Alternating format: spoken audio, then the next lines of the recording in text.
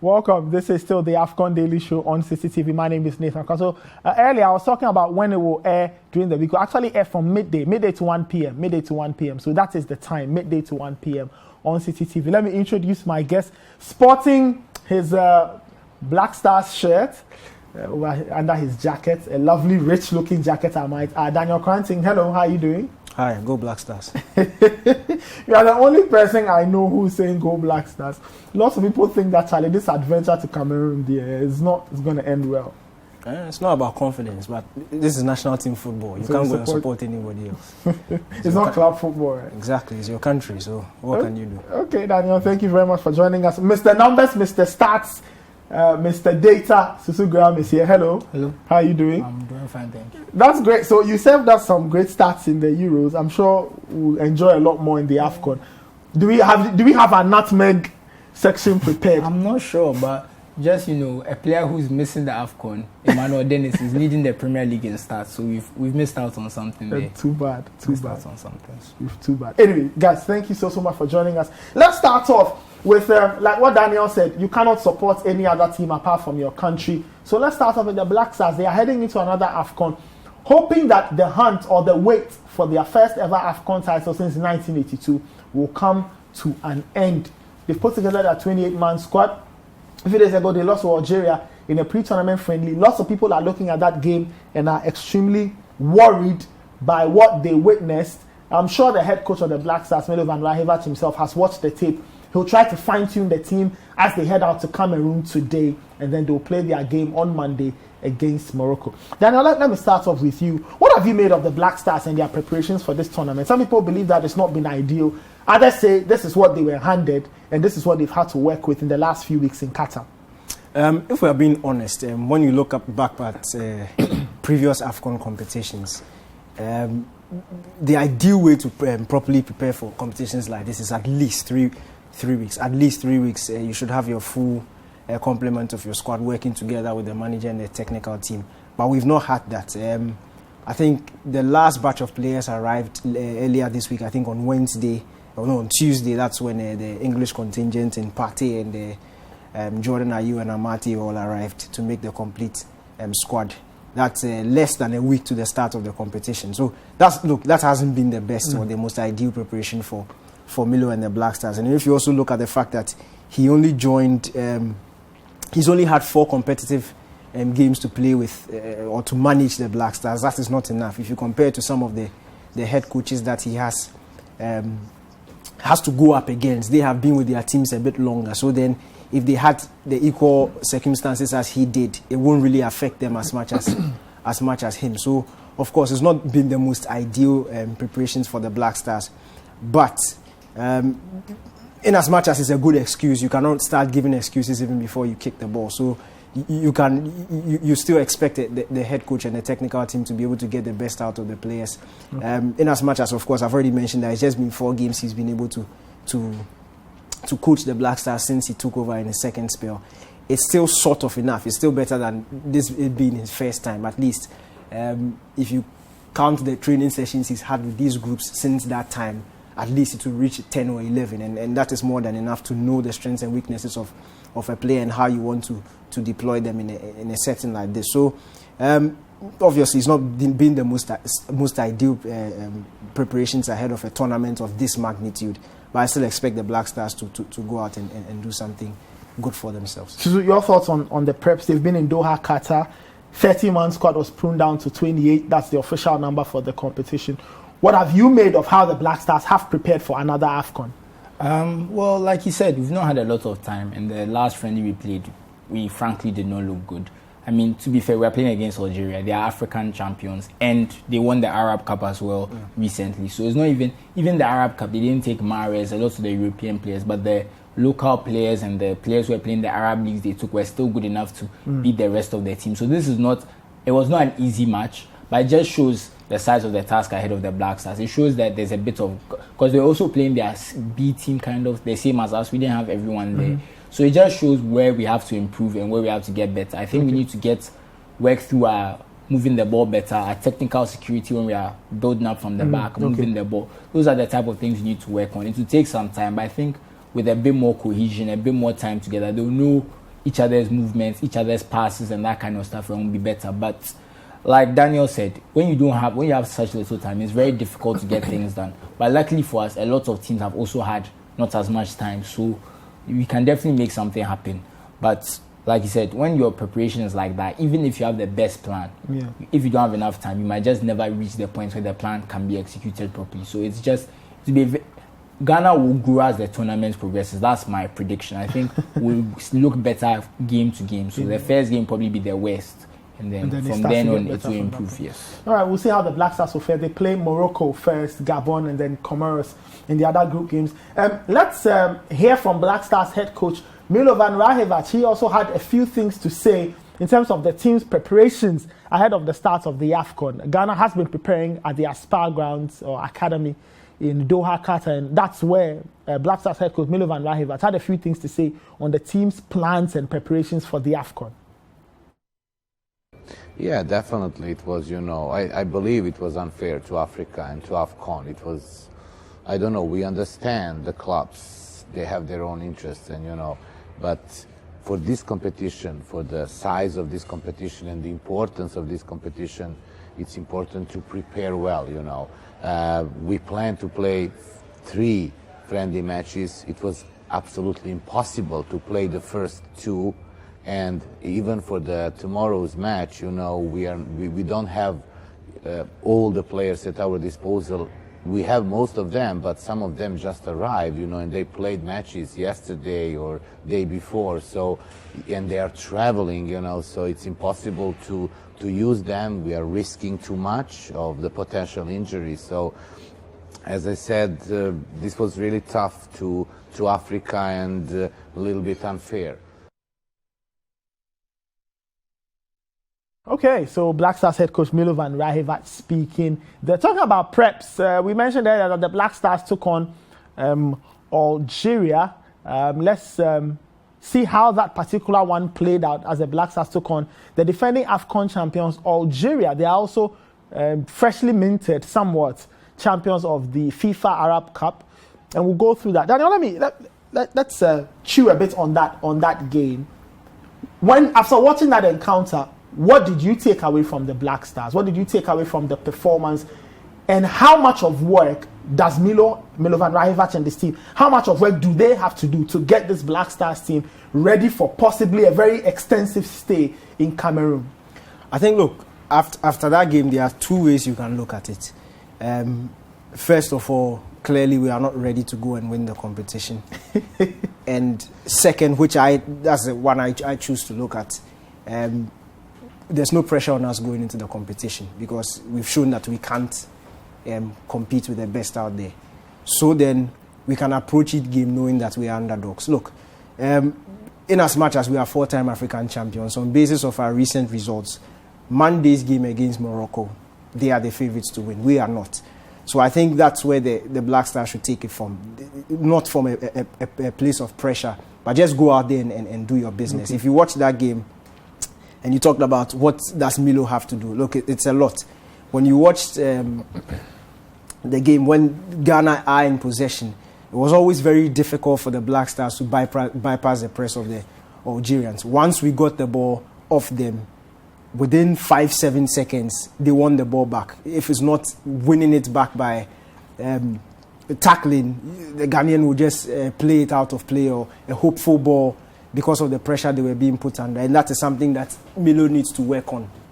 Of course, we'll do a good job of getting the ball off the Algerians. But what next? After you win the ball off the Algerians, what next? How are you going to progress it? How are you going to make something out of it and make something meaningful with the ball in possession? Because look, you're not going to score goals if you can't have a proper attacking plan.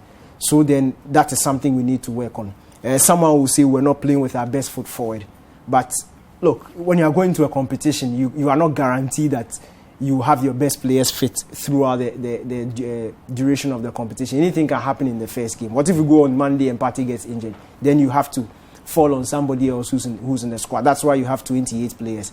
And that's why in friendly games, you try as many of them as possible just to make sure that they can do the job when called upon. So for me, that was something huge. Defensively also, I think there's a problem.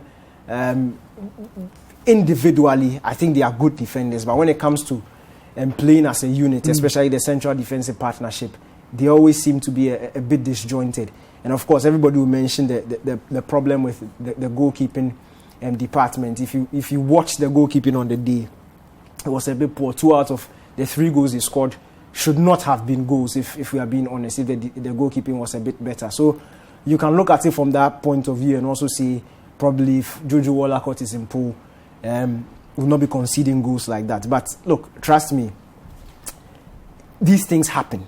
These things happen so that they open your eyes just to see who is good enough to be fielded and who you can trust when the time comes. So from the position or from the perspective of numbers, stats, patterns, data, and all of that, Dan Opanti makes a very interesting point about progressing the ball. And anybody who watched this game will tell you, and like he said, whenever the Black Stars had it, they didn't know what to do with the ball. They struggled to give the Algerians headaches.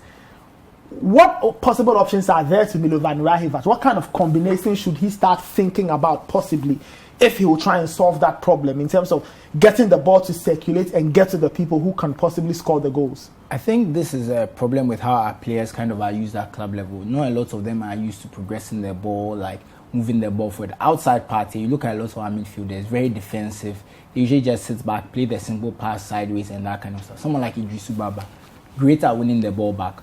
A lot of sideways passes. We saw Edmund Ado in the Champions League, very similar, a very defensive role, passing the ball backwards. So, in truth, our midfield is not set up to play that kind of, let me say, modern, progressive way. It's very difficult for us when Partey is struggling on the ball. And we also didn't have Mohamed Kudus, who's probably the other midfielder we have, who's a bit more technical, who can do that. So, in the squad, when you look at the midfield, they're not too technical. So, we have to figure out a way maybe exploit the wings a bit more, progress the ball through the full-backs, something different, because I think playing through the midfield is a bit difficult for us, and our centre backs are also not very good ball playing defenders. Like, I love Jiku as a defender, he's great, he gets his stops, but when he's on the ball he seems to panic a bit. He's fond of clearing the ball, he doesn't like to take it under control and kind of slow down the tempo and break down and play the ball for us to attack. So I think based on our players we have, it just so happens we just lack a bit of technical quality compared to Algeria. That might not be the case against some of the other teams we play, so it might not become as apparent that, oh, we can't move the ball, we can't progress the ball. When we play against the top sides in Africa, then it becomes more apparent. So I think maybe for them we should adopt maybe a different strategy, maybe sit back, hit them on the counter. I don't think there's any shame in playing to your strengths, so I think we should just try and think of ways to go around the problem, because I think it's too soon to the tournament to fix the problem. Okay, all right. Interesting stuff there. So the Black Stars, they take on Morocco. We'll get to, we'll talk a bit about the group there. Another area, you mentioned goalkeepers. Goalkeepers. We are taking 4 of them to the AFCON. Yeah. First, before we even get into the analysis or anything of the sort, if I asked you to pick your favorites, who would you pick? If somebody had to man the post, if you were picking number 1 goalkeeper for the Black Stars, who would you choose? I think based on the players in the squad, there has to be Jojo Wallacott. Okay. We've seen the other 2 keepers, Manaf and Atizigi. They got their 45 minutes. They both didn't impress. Jojo Wallacott has had the back half of the qualifying campaign. He's made a few mistakes here and there, but that was mostly with playing the ball out of the back. He's not dropping shots. He's not missing catches, that kind of stuff. So I think, and we see a lot of keepers making mistakes when it comes to playing out of the back. It's difficult for them. So I think, based on what I've seen, Jojo Wallacott is the man for the job. Okay, Daniel? Look, by far, Jojo Wallacott. When Richard, it's interesting how all of a sudden, out of nowhere. Look, it's by merit. He's played how many games? 4 games since Milo came. 4 pressure games, high pressure games, and he's performed in all.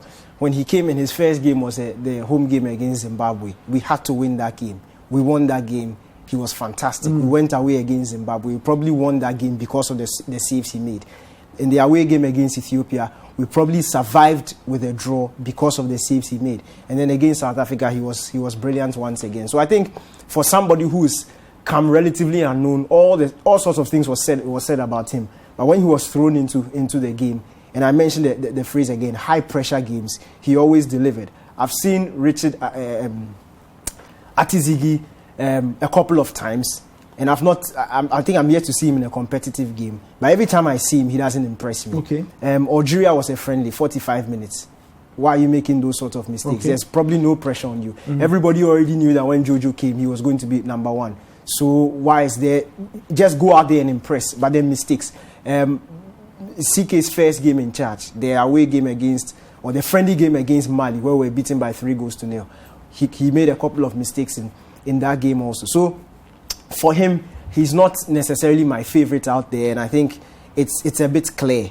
I've not seen Richard Atta in a Black Stars jersey, so I cannot make pronouncements on whether he should be imposed or not. I think for what we've seen and by merit, and that's why this is top level football. If you are given the chance and you perform, you deserve to continue. And by what we've seen Jojo Wolakot do, I think he deserves the number one place in the Black Stars. All right, let's have a look at some numbers or some stats of the other goalkeepers, those who are trying to get into the post ahead of Jojo Wolakot, Lawrence Atizigi and Manaf. They are the other goalkeeper. There you have it there. He's so can you just run us through what exactly all these numbers and what they mean, and how come these guys possibly are behind Jojo Wolakot? So Atizigi plays for Senegal in Switzerland in the Swiss Challenge League, and as you can see, he's not doing too well because you can see for a lot of the stats second last. So goals against per 90. So every game he's conceding about 2.17. Okay. So only saves 60% of his shots. And he's only kept one clean sheet. And I use the clean sheet rate because sometimes raw numbers are a bit different number of games played, etc. 5.6. So he's not doing well for his club. So I don't see why they expect him to come and do well for what if somebody makes an argument and says possibly Atizigi is playing behind a bad defense, and so he could be highly exposed, and once you are highly exposed and you are facing a high volume of shots, there's a chance you will concede a lot. I'm glad you said that, because when you get to Manaf's numbers, you see he's also playing behind a bad defense, but he's making the most of it. Okay. So the thing about playing behind a bad defense is you will face a lot of shots. I mean, that's why I don't hold clean sheets and goals against you. We look at the save percentage. There's how many keepers in the league, and look at Manaf.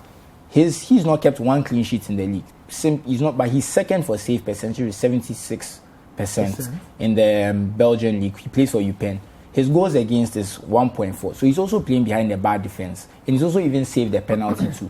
So he's doing a bit more, even though his team is bad. His team is mid-table, but I don't know, maybe the coach doesn't like something about him because he hasn't started all of their games. I think he's only started 10 games, and the other keepers also started 11. So it seems like there's some rotation going on. I think he's doing very well based on the numbers, because to be second in your save percentage in your league is no easy feat. It shows that he's doing, when the shots come, he's dealing with them. But we're looking like Atizigi, who's second last. So these are two players at the opposite end of the spectrum. Okay. And I would argue even the Belgian league is maybe a bit higher quality than the Swiss league. So it makes me wonder, maybe Manaf was nervous, and that's why we didn't see the best of him. Because if I had looked at the stats just on paper, I would have gone Manaf to be our first choice keeper. Okay. Based on the fact that Jojo Wolakot is playing in League 2, is the fourth tier of the English league. Even though he's doing very well there, I would say, Manaf is in the top European league, he's doing well. But when they've come to the Black Stars, sometimes those things don't matter. It's about what you do on the pitch. And Jojo Wolakot has proven himself. Okay. Manaf has not had as much time, but I would say, based on the stats, he should be number 2, if anything. Okay, interesting stuff there. So, I mean, the guys make their points about goalkeepers, Manaf, Nuruddin, Lawrence Atizigi. It's very obvious that Jojo Wolakot looks like he will be number 1, or some people say he is number 1. Now, it depends on who is number 2 and number 3. Guys, so from what we are saying, it looks like it will be Manaf who's going to be number 2, I'm assuming. I hope so. Because per what we've seen previously, that's what I was mentioning when Richard Ofori was, before Jojo Wolakot came into the frame, it was Atizigi who was number 2. So some may think that he will maintain that spot. But of course, from the numbers we've seen, I think there's another key stat I saw during the week that completely astonished me when it comes to the goalkeeping XG. His expected goals. Yes, conceded. His is -8. And that is -8? Yes, -8. So he's basically cost his team 8 goals. Yeah. Based on the shots he's faced, you expect some shots to go in. Based on the shots he's faced, his team should have conceded 8 less goals. But as you've seen, his save percentage is the lowest in the league. So that's naturally why he's also costing his team. So it means when it comes to his job, basically keeping shots out, he's allowed 8 more than under normal circumstances they would have conceded. And that is not something I want to trust my team in. He should be there, but I think he should be far away from the post. Interesting. Interesting stuff there, Lawrence. Atizigi's numbers not looking too pleasant. Let's have a look at Group C. Group C, that's Ghana's group. We'll look at that and then we'll run through the group and then take a break. Let's have a look. Group C, that's Ghana's group. There's Ghana, there's Morocco, there's Comoros and Gabon. Now, Ghana will be taking on Morocco on the 10th of January, the opening round, and Comoros will face Gabon. A lot of people feel that it's important for the Black Stars to start well. Gabon take on Comoros. If you look at the law of averages, really, Gabon looks like is a team that will beat the Comoros. So if that is to happen, the Black Stars will have to start very well because they face Gabon next. And this Gabonese team is different from a lot of the Gabonese teams we know. This Gabonese team has a bit more steel, a bit more discipline, not as exciting as previous Gabon teams, meaning that Milovan Rajevac will have a lot to do for that team. Okay, let us move it on. Let's talk a bit about Ghana and Morocco. Guys, it's the first game for the Black Stars in the AFCON. Now, recent history has taught us that the Black Stars do have funny ways of attacking their first games. In AFCON 2015, I believe they lost to Senegal in that opening encounter, and then they kicked on from there to win. Back in AFCON 2008, they needed the late Muntari goal to get them through. AFCON 2006, they lost to Nigeria. AFCON 2010, they lost to Cote d'Ivoire. Most recently, we drew against Benin. Drew a 2-2 against Benin. So it is a fascinating stuff. So your thoughts on that game, especially knowing that the Black Stars and the Moroccans met not too long ago in a friendly that the Moroccans won by 1-0. I think if we are being perfectly honest, we should focus on Gabon and Comoros.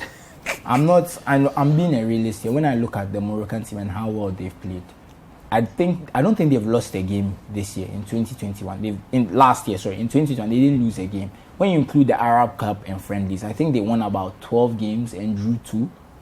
I think they also had one of the best records. When you look at the other African teams, the best records in qualifying, they won 7 of their qualifiers. So 2 AFCON, 5 World Cup, and then drew 1. So they are playing very well. They are scoring a lot of goals. I think they've conceded 1 goal in competitive football in those qualifiers, that kind of thing. So they're in a different league to us because we struggled a bit in our qualifiers, if we are being perfectly honest. Which is why we even had to change our coach midway. So we are not on the same page in terms of the fact that they are playing a lot better. Luckily for us, I think Comoros, easy 3 points. That shouldn't be a problem. Maybe by the time we play Gabon, Aubameyang and Lemina haven't recovered from COVID. 2 key players, another easy 3 points. We have to be realistic about what's going on. The COVID might give us a small advantage in that game, and hopefully. Not to be, I don't want him to be sick for too long, but just sick enough to just miss that game. I'm a patriot. I care more about Ghana than Aubameyang, sorry to say. But okay. So I think those 2 games, and in addition to that, even if the Gabon game doesn't go too well, you don't even have to necessarily be second. You can be third and go to the next round. So I think qualifying for the next round. But that places you in a very tricky situation because I was looking at the chart, the round of 16 charts and all the possible permutations. The biggest thing that jumped out to me, and I think that's very common in tournaments that have 24 teams, if you are finishing third, you are very likely to take on a top position in any of the groups, or at least 4 of the groups. So, I mean, if you look at the composition of the other groups, Daniel, it could be quite tricky. Following Susu's point that we could actually get like 4 points or 5 points, maybe finish third, whatever. You can even get 3. 3 points, finish third, and now you have to go and take on Algeria, Algeria and another in the round of 16. Ghana will top the group. I'm very confident about that because, look, trust me, the Black Stars in friendly games is very different from the Black Stars when it comes to competitive games. And I think it's about time that Ghanaians come to understand that about the team. Most of the time, and I'm not talking out of hope, I'm talking out of previous fact.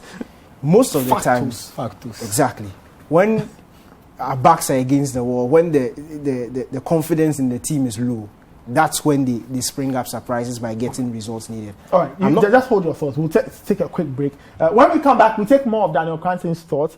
We'll try and zoom in on the Ghana-Morocco game itself, slated for the 10th of January, do a bit more chit-chat, and then we'll start to focus on the teams that are favorites, the dark horses, everybody's favorites, those type of things. All of that coming up right after this break. This is the AFCON Daily Show on Citi TV. My name is Nathan Kwame. Daniel Cranton and Susu Graham are my wingmen for today. We'll be right back. Don't go anywhere. Welcome back. This is still the AFCON Daily Show on Citi TV. My name is Nathan Kwamini. Thanks for staying with us. We are looking at Ghana's preparations. We are zoning in now on the Black Stars and that game on Monday. They'll be playing the Atlas Lions of Morocco. The last time Ghana and Morocco were in an AFCON group, if memory serves, was in 2008.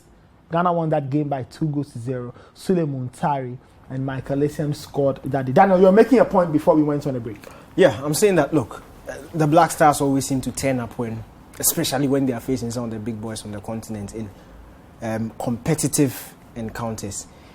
Look, they understand the assignment. And if you look at this Moroccan team, in as much as they had a breeze in the FIFA World Cup qualifiers, I still feel they were not tested.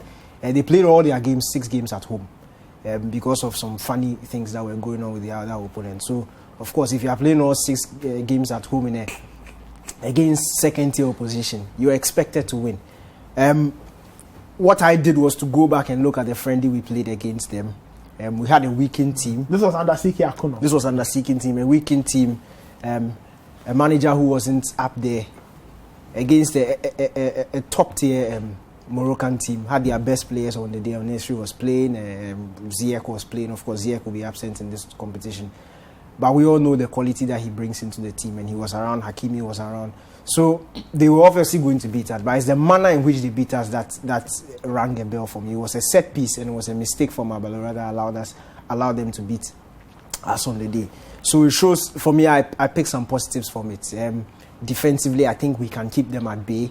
And I'm also looking at how we'll exploit Hakimi's side of the field. Okay. We know he's very adventurous going forward, and on the same side he's on, we have some equally good wingers. We can decide to put Joseph Pins, who was brilliant against Algeria, on the right hand side, just to be able to tackle Hakimi, or if they decide to switch Hakimi to the other side, he has his very good friend who's already dealt with him earlier this season in Kamaldeen Suleiman. I was thinking about that to deal with him. So on that side, we have a place we can exploit. And look, I don't think top 5 in terms of understanding the box and understanding your way around the box on this continent is our captain, Andre Didiaye. Okay. He's brilliant when it comes to that. He reads play so well, especially attacking play. He's always at the right place at the right time. And I think, look, with the right service, we can always punish the Moroccans. I don't think it's going to be as easy. In as much as on paper, I'll still consider they are favourites. I don't think it's going to be as easy as everybody thinks that, let's think about Gabon and Comoros. The Moroccans who are coming into this game also they are thinking about Ghana, and they are also afraid of what Ghana can do to them. So I think, look, it's going to be a very difficult game. We saw 2 years ago when everybody said Cameroon were going to beat Ghana. It was a tight encounter, and by virtue of chances, we were supposed to win that game, and nobody expected that. We've seen it play out in several times against big boy opposition on the continent. So I think the Black Stars are more than capable of going into that game and getting a good result. I feel we can nick that and get the 3 points in Monday's game. Let's look at Morocco in terms of their numbers and their data, the stats and all of that, and we'll get into the next leg of that discussion. Whilst we try and figure that out. So there you have the Moroccans. Youssef El Nesri, he's been scoring. He has been scoring. So he has been banging the goals. Exactly. Yep. So basically, we just kept it to the qualifying. They had the Arab Cup and the friendlies just to keep it the same for all the African teams. Yes. So as you can see, very good record. That's why I'm very nervous about them. Their defense has been very good, one of the better ones on the continent so far. And their attack, based on the top teams you've been looking at, they have probably the second best attack. So that's why I'm very nervous. But like Daniel said, there were mitigating factors. Well, they played all qualifiers at home. There were plenty like Liberia and Sudan and Cote. I mean, the Central African Republic beats Nigeria in qualifying. So I don't think it's... And they beat Nigeria in Nigeria. But like Daniel was saying, he's right. Ziyech not being there is a big miss. He's their creative spark. They look to him. He's their top player. So it will help us. But like he said, again, Dede Ayew exactly. But I'm afraid of who else will get us goals. I feel like only Dede Ayew has goals in their team. And that's one of the big things that concerns me ahead of this match. You've mentioned that. And guys, do you think Milovan Rajevac needs a rethink of the system? And I ask this question based on Susu, what you're saying about Andre Ayew and he being the most obvious person to grant us the goals. Jordan Ayew's goals have dried up. He recently just scored his first goal in over a year for both club and country. About 46 games, 46, games. whatever. So meaning that in terms of confidence, he's not there yet. Andre Ayew has been scoring for Al-Sadd, you know. Yeah. So do you think that Milovan Rajavac needs to rethink of the system where Andre Ayew has somebody with him in the penalty area where the two of them can work together and find the goals, or we should keep the setup the way it is and see what we can generate from this? I think he tried it in the game against, was it Ethiopia? Yes, my last but one qualifier, where he played Andre Ayew as a second striker behind Boachi Adam. It did not work because Boachi Adam is not somebody you want to be playing alongside. He doesn't work hard enough. He's too slow. And Andre Ayew himself is slow. So anytime the ball was played into space, it was very difficult for both of them to attack it. I don't necessarily think the system to change. I just think the inclusion of somebody like Joseph Pinso should be key. Because he's not just quick, he's not just intelligent, he's not just very good at the ball, his ability to run past players, but he also has goals in him. And if you look at his record with Genk and his previous teams, he doesn't just get you the assists. He doesn't just provide maybe the pass behind the assist. He also knows how to score goals. And that is something we need. As much as Kamal Adin has been brilliant, he doesn't score as many. He doesn't necessarily get himself into the goal-scoring positions. He's content enough to dribble pass and then cross the ball for somebody else to score. But I don't see him getting into those goal-scoring positions. So yes, on the creative side, you can have him. But when it comes to somebody putting the ball in the back of the net, you've already mentioned Jordan himself is not there yet when it comes to getting the goal. So I'm thinking about how he deploy the personnel. Of course, with the absence of Kudus, it looks like the number 10 role is vacant. And I've heard some cries about him playing Partey in that position. But I don't think so. I feel he should leave Partey in the number 8 alongside Baba Idrisu because without Partey in that midfield, you don't have anybody else on the bench who can progress the ball. And then we'll be back to the problem that Susu was talking about against Algeria. Our midfield being a bit too stale with the sideways and back passes. If you have Partey in that number 8 role, that box-to-box role, ability to go forward when we need him, stay back when you need him, alongside Baba Idrisu. Would you not rather Baba Idrisu and Mubarak Wakaso and then liberate Thomas Partey? Let's not even go there. You would not? No, never. It's not going to work. Wakaso is not tactically disciplined enough. I think Wakaso is somebody you call for specific assignments. You don't necessarily call him for a game where your general type of game. I think when you need an extra body in midfield to come and do a specific work, that's when you bring him. But I think if you deploy Joseph Pinso maybe in that number 10 second striker role to occupy the Kudus role, that means our system, the tactics may not change, but the system may change. I think that will better suit us than push Partey further forward. Susu? I was just going to say, like the Wakaso points, maybe we score an early goal against Morocco. It's the 70th minute. Hakimi is bombing down the flank. You remove a winger, put Wakaso there to kind of, because he plays on the left sometimes, kind of limit Hakimi. That's the type of thing you want Wakaso to do. I think starting Wakaso is a very bad idea. I think he should be the last midfielder to start. I have to say, I admire his commitment. I think he's a great professional and works very hard, but he makes a lot of bad decisions, rash tackles. Yeah. He likes these Hollywood passes that don't come off. I don't think there's a lot of things he does that won't help the team. But I think his hard work, his determination and his willingness to fight for the flag make him a contender to be in the squad. All right, we'll see. What do you think Milovan Rajavac should do? What should be the mix? What should be the midfield combination? Is it Partey and somebody else? Partey as a 10, Andre as a 10, Jordan as a... I don't know. If you have anything to tell us, we'd love to hear from you. Now let's zoom in on the other teams. We've spoken about Ghana and Morocco and our own interests as a country. Let's look at the teams that could possibly cause a stir in this competition. And let's start off with the obvious favourites, Algeria. They walk into this as defending champions, and so that must count for something. 33 goals scored, 7 conceded. Their 2021 record is reading 5 wins, 3 draws. Starman Riyad Mahrez. So some of these numbers are frightening. 33 goals. Yeah, I was looking through their fixtures, and I think they put 8 past Djibouti, in one leg and then 4 the other time. They gave like Liberia 4. Like they were handing out 4s and 3s very regular, you know, that kind of thing. So that's how they ended up with 33 goals. And you add their run all the way to the Arab Cup and the numbers balloon even more. I didn't do that. It's, you know, because they played a lot of kind of, no disrespect to them, but Lebanon and Palestine are not particularly strong football nations. So those were teams that were in the Arab Cup. So, but the truth is, we all know what Algeria have. We all know they have a frightening front line. Even you don't know which striker they are going. They've been playing Buneja a lot, but he can barely score. I don't think I hit it. But I don't think they bring back that Buneja in for his goals. I think he's brought in. That's what I mean. That he starts and he doesn't even score. You have Silmani on the bench. You have Unas, Feguli, Yassin Brahimi, Mahrez, Benacer. There's so much talent in that team. They are just Benrahma. Side Benrahma, I even forgot. But I don't even think Benrahma was at the last AFCON, was he?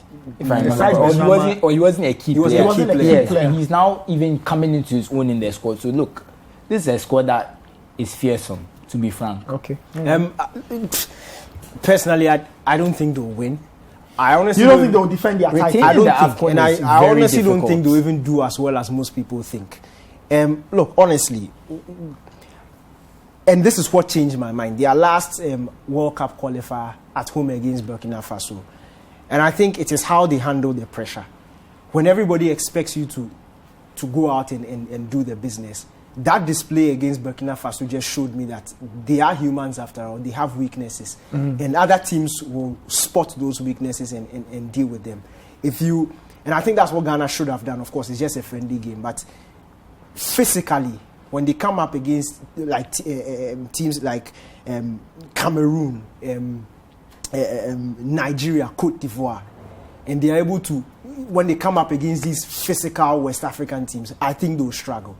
Especially Cameroon. If Algeria face Cameroon at any point in the competition, just know that is their last game of the competition. I just feel the pressure, the expectancy of everybody for them to go out and bully everybody will not happen. And I think it plays out almost every AFCON. The team that everybody expects to go out and dominate hardly ever do so. Last in 2019, everybody was looking at Morocco and their brilliant team and their brilliant manager, and everybody was talking about Hervé Renard going to make it 3. Round of 16, they were beaten by less fancied Benin, who everybody was criticizing Ghana for not beating. Benin went out and they beat Morocco. I just think this Algerian side are very bitter. But of course, you have to respect them and what they've done. But I think when it comes to this AFCON, I think the end of the competition will be when they come out up against one of the West African giants.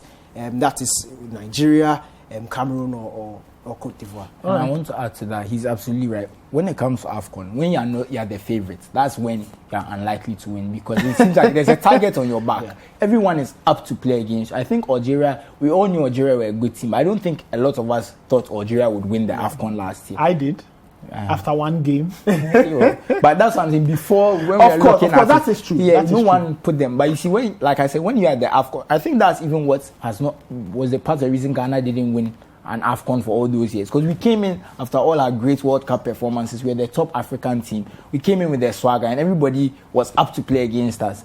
We meet Zambia here, something happens. We meet so I think the AFCON, teams get up. They get up to play. I think he's right about if they meet a team and they can't break a team down. It happens. Because I feel like their semi-final, they couldn't score. It was that last minute, Mahrez free. Exactly. So I'm just saying they have the weapons, but it's not a given they'll win. They just on paper look way above every other team, but that's on paper. The match is played on the pitch. So. All right.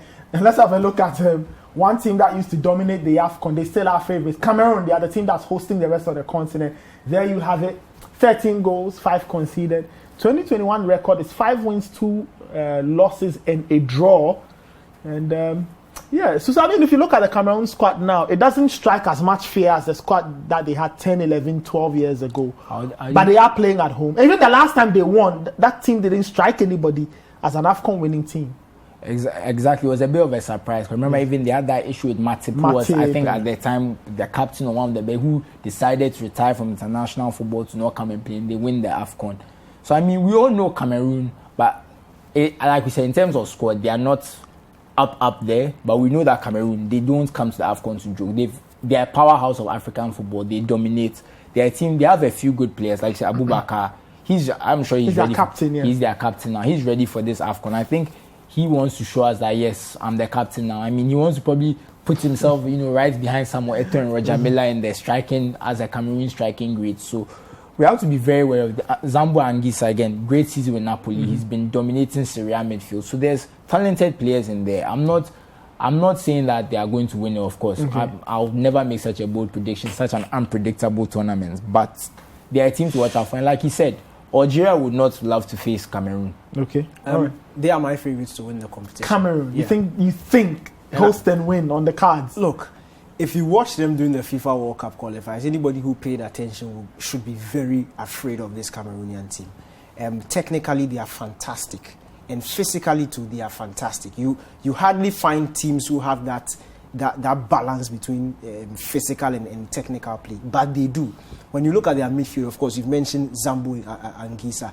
He's not one of those players that you see, of course, in club football. But when he comes to his national team, he puts in the work when he plays for this Cameroonian team. And I think they have such a strong spine from Andre Onana, who I think saved them. He's the reason why they are in the World Cup playoff, because he made that a save in that World Cup, the final qualifier against Cote d'Ivoire. Probably the best save on the African continent this year for me. I don't understand how somebody can dive or pull an extra yard whilst in the air. I've not seen it before. But he did it in that game against Cote d'Ivoire.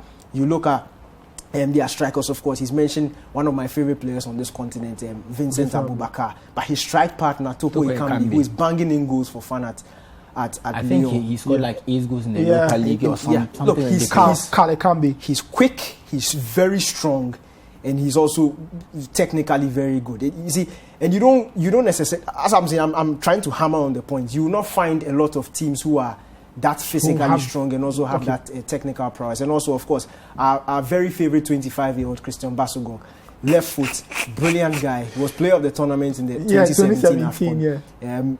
And I think I was at that competition. I remember watching him play one game, and I was telling the journalist that this guy will light up the competition, and he did. So good for them. All right, let's run through the other teams. Cote d'Ivoire, let's have a look at them. They look like a team that can cause problems. Sebastien Haller is in hot form, the hottest striker in this season's Champions League group stages. They have 16 goals, 4 conceded. They have 2021 record, 6 wins, a loss, and a draw. And I suspect that loss was to Cameroon in the World Cup qualifiers. Guys, Haller, imagine Sebastien Haller, West Ham outcast, now running the show at Ajax. Yeah, I think he was probably hoping to play for France when the whole West Ham thing happened, because he had a good time at Frankfurt, I believe. Yeah. And now he chose Cote d'Ivoire, his mother nation. He's become a revelation in the Champions League. So again, in terms of goals, he's the man to watch for top striker, because I don't think Osimhen is coming. I don't, because there was the whole issue with his face, then the COVID. So I don't think we see Osimhen. If Osimhen was there, they'd be challenging. But like he said, again, they have a good mixture of pace, power, and technical ability. Because I feel someone like Nicolas Pepe, very underrated right now because of his outcast status as Arsenal. Frank Kessie, they have some very good players. And Wolf Zaha, who's just finished his isolation from COVID. Max Gradel, Max Kone. You probably see Max Kone playing left back to accommodate Pepe and Zaha. Wow. Look. That's a stock team. Now, Sebastien Haller has 12 in 17 in terms of the Dutch Eredivisie. He was scoring in all the good games in the Champions League. He's in red hot form. Let's move it on. Let's talk about the Pharaohs of Egypt. They once won the AFCON 3 times in a row, 06, 08, 2010. 15 scored, 5 conceded. Their 2021 record, 5 wins and 3 draws. The star man is obviously Mo Salah. Guys, the Egyptians don't have the same aura as, say, 2010, 11 years ago. Yeah. But do you think that Mohamed Salah looks at this competition and he would hope that it works for him, because another good 3 weeks in Cameroon further adds to his debate or his argument for African Player of the Year and possibly World Player of the Year? Look, I think what he has going for him is that his teammates in the Egyptian national team have understood that he's the man, and they will kill themselves to make him succeed. And it's a similar thing to what we have at Argentina. They know that Messi is the guy and they do everything for him. And that's what I like. Look, if you look at this Egyptian team, you don't expect them to go out and boss teams around, because, as you said, they don't have the best squad when you are comparing them to previous years. But with this guy, with Salah, Salah is a championship winner. He can do anything at any time, and by far, he's the best player on the continent.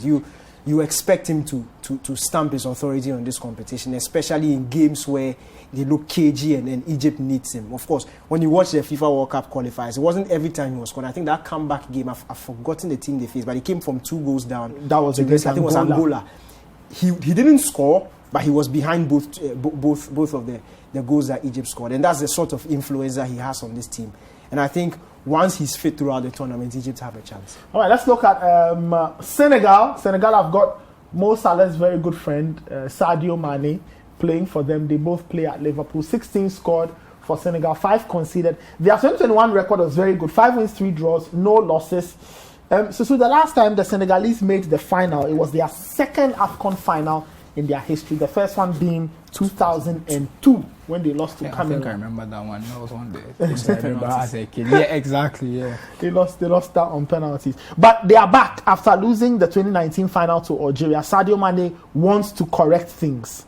Of course he does. And I think Mane has been a bit underwhelming compared to his high standards. It happens, dips in form happen. So I think if he has a very strong AFCON, it bodes well for Liverpool because he's going to come back with that confidence for them to challenge for the Champions League. I feel like the league, they should just forget about it for now. So I think we have to look at Mane, and Mane will enjoy this. And they have the best keeper in the world, quote unquote, Edouard Mendy. So I think they are in secure hands at the back. Him and Koulibaly will make them very difficult to break down. You look like Idrissa Gana again in the midfield. This is a very solid team. I feel like teams will struggle to break them down. Going forward, we know Mane is there, but the other guys, they are very good players, but they don't have a out-and-out goal scorer when I look at this. So there's no striker, there's no finisher who strikes fear into me more than Mane. Even Mane is pretty patchy, so they might struggle for goals, but aside that, I think in tournaments, you want to keep a clean sheet first and then worry about the rest later. Okay, all right. Let's wrap it up with Nigeria. You cannot talk about an AFCON and not mention the Super Eagles of Nigeria. 13 scored, 3 conceded. Their 2021 record, 6 wins, 1 loss and a draw. The loss was to Cape Verde. Wilfred Ndidi is the man we featured there. I think they have Kelechi Iheanacho. Yeah. Did he travel with them? Because there were some stories hinting that he wasn't going to go. I feel sorry for Nigeria because they've lost Dennis and Osimhen, 2 very informed hot attackers. It's going to cost them because we all know the goals those guys bring. Look at the form Dennis is in. He's single-handedly keeping Watford up. I mean, it's a mess that the email came late or whatever, but it is what it is. Look, I love the Super Eagles because of their character. They understand these sort of assignments, and that's why I love them. You know that they will go out there, and even if they may not win, or even if they may not, they will go far. That's what you are guaranteed. We saw it last time around. It could easily have been in the final, if not for the brilliance of Mahrez. It could easily have been the other way around. And Nigeria getting a last-minute free kick, and then Iheanacho banging it in, or somebody else banging it in. But unfortunately for them, it was Mahrez on the other or the other side of the pitch doing that sort of work. But Nigeria have the squad, of course. If you take out Osimhen and Emmanuel Dennis from the team, it will hurt them a bit, but they have more than enough quality in there to bang in the goals and get the needed results for them. All right, let me go through some of your messages quickly. Stephen Azongo from Timpani says, Captain Dedeayu is an intelligent player who uses his head to score, so they should give him more crosses. Patrick Somafo in Sunyani says, Coach Milo should not start Andre Ayew on Monday.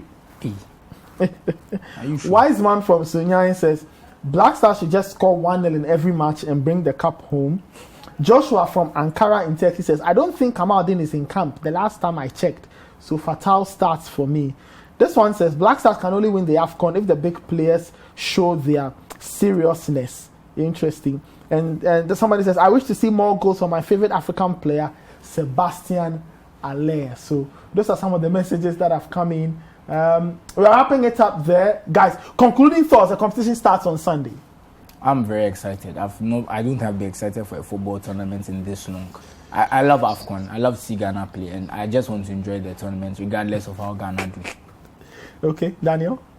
There's no football team I love more than the Black Stars. I cannot help myself. So, of course, I'm excited. AFCON is always exciting. It's one big game after the other. Every game throws about surprises. And that's the beauty of this competition. If you look at the history of it, even a game between less fancy teams always throws very interesting results and interesting surprises in there. So I'm looking forward to every single game and all how the big players will feature. If you look at the space in world football as it stands, we have African players dominating. Salah is probably the best player in the world, just that they won't give him the Ballon d'Or. But we know he is the best player in the world. We have the best goalkeeper in the world in Mendy, although they won't give him the award. I think in the next 5 years we should start doing our own Ballon d'Or just for the when Koulibaly was one of the best centre backs. We know we have the best players, and we are going to see them for the next month. Okay, just before we wrap it up, let's have a look at the fixtures for the AFCON, at least in terms of the opening rounds of games. There you have it: Cameroon, Burkina Faso on Sunday,